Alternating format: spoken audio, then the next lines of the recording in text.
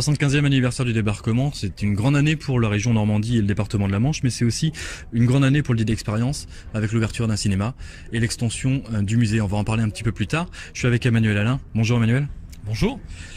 On va parler de ce musée qui est à l'origine une simple maison d'habitation, et la bataille de Normandie a fait de ce site un lieu de mémoire. Quand est venue l'idée et comment vous êtes-vous lancé dans cette aventure ?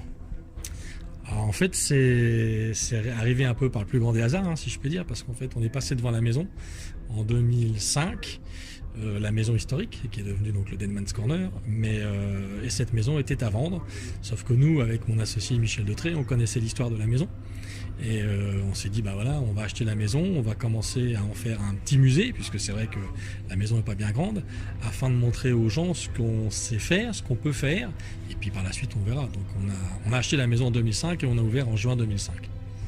La petite maison s'est agrandie, aujourd'hui il y a combien de mètres carrés ?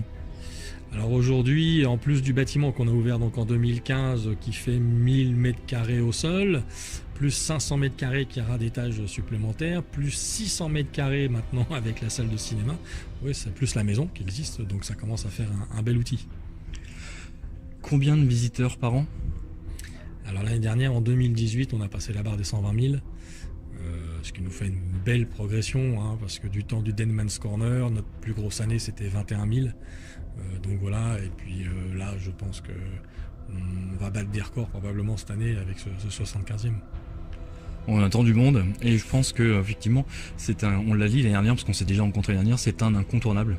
On en parlait tout de suite, l'ouverture d'un cinéma 3D, on peut en savoir un petit peu plus ? Alors en fait, l'histoire est simple. J'ai vu en 2014 le film D-Day Normandie 44 qui a été réalisé par Pascal Wong, qui est un excellent documentaire fait en 3D pour le coup, qui est fait explicitement pour les salles de cinéma IMAX. Et je trouvais absurde que ce film-là, qui traite quand même du débarquement de Normandie, ne soit pas projeté en Normandie, de temps en temps à la Géode et au Futuroscope, mais je dis bien de temps en temps, surtout l'hiver. Donc j'ai contacté les réalisateurs en leur disant voilà, nous on voudrait aménager l'étage de notre bâtiment actuel, peut-être qu'on peut faire une petite salle de projection pour passer votre film. Ce à quoi il m'a répondu oui, moi j'y vois pas d'inconvénient, je serais très content que mon film sur le débarquement soit diffusé en Normandie, bien évidemment. Et puis il m'a dit mais pourquoi vous partez pas directement sur une salle de cinéma IMAX ? Donc bah voilà, il faut pas nous le dire deux fois, donc on s'est lancé dans l'aventure, et donc on ouvre cette salle de 154 places avec un écran géant qui fait 15 mètres par 8, qui sera un des plus grands écrans de la région, et dans lequel on diffusera donc ce documentaire qui dure 36 minutes et qui sera intégré dans le prix du billet. Il y a un petit bonus dans le film puisqu'on aborde la bataille de 40 ans. Effectivement, il y a un petit bonus, on va traiter de la bataille de 40 ans, donc toujours en 3D, toujours par le même réalisateur, donc voilà, c'est compris dans les 36 minutes. En plus de cette ouverture, il y a l'extension de l'étage du Dîner Expérience. Moi j'ai visité un petit peu en VIP, c'est impressionnant. D'où vous est venue cette idée d'une mise en scène aussi réaliste ? On a toujours eu cette idée en se disant si un jour on peut faire un gros diorama, c'est ce qu'on fera. Donc voilà, on regardait un peu ce qu'ont fait un peu nos petits camarades, mais nous on avait toujours cette idée en tête. On est bien placé pour le faire, et puis on a eu la chance de trouver des gens, des artistes, parce qu'à ce niveau-là on peut appeler ça des artistes, qui sont d'une compétence incroyable, et puis voilà, donc de là est partie l'idée et le résultat que les gens vont pouvoir voir à partir de juin. Donc on est sur un site, le Deadman's Corner Museum. On peut un peu parler de cette histoire du Deadman's Corner Museum. Pourquoi ce nom ? Alors le Deadman's Corner, en fait, ça vient des États-Unis, parce que les Américains aiment bien toujours donner un nom à leur bataille. Il y a eu Little Bighorn, il y a Bloody Gulch, etc. Et ici, donc le 7 juin, arrivent les premiers chars en provenance d'Utah Beach.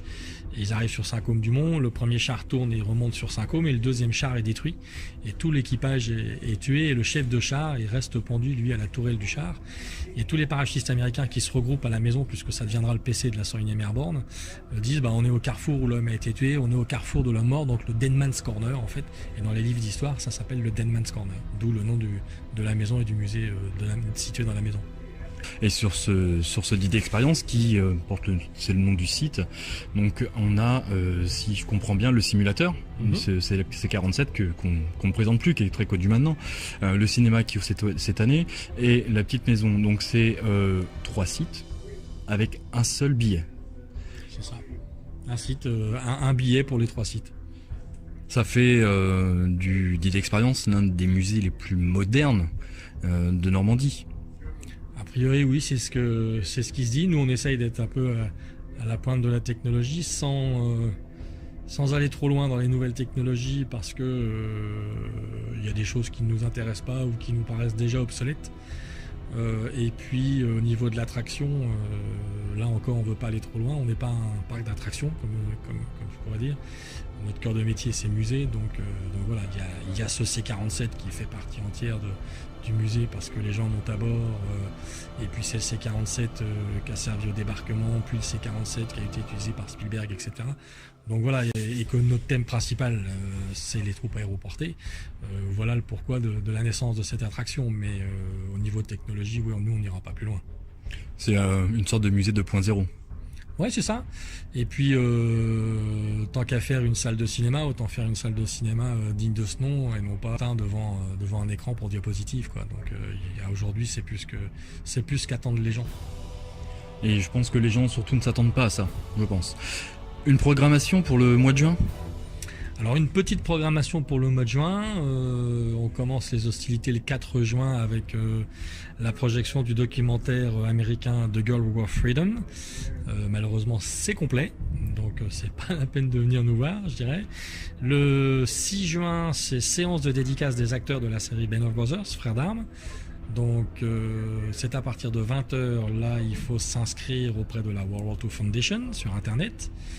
Le 8 juin, c'est le samedi soir, séance de dédicace des vétérans, à partir de 20h également, donc là c'est entrée gratuite, donc vous pouvez venir si vous le souhaitez, voir une dernière fois tous ces vétérans parce qu'il devrait y en avoir quand même beaucoup. Ensuite le 9 juin, on a conférence de Tom Wilson, qui est donc un aumônier anglo-canadien et qui vient faire une conférence suivie d'une séance de dédicace sur les aumôniers alliés tués pendant la bataille de Normandie. Et il y aura également une petite exposition sur le matériel d'aumônier utilisé pendant le débarquement. Beau programme. Emmanuel, on va vous laisser là, continuez à travailler. Nous, on va aller en prendre encore plein les yeux en faisant la suite du musée. Je vous remercie et je vous souhaite bon courage. Merci, bonne continuation.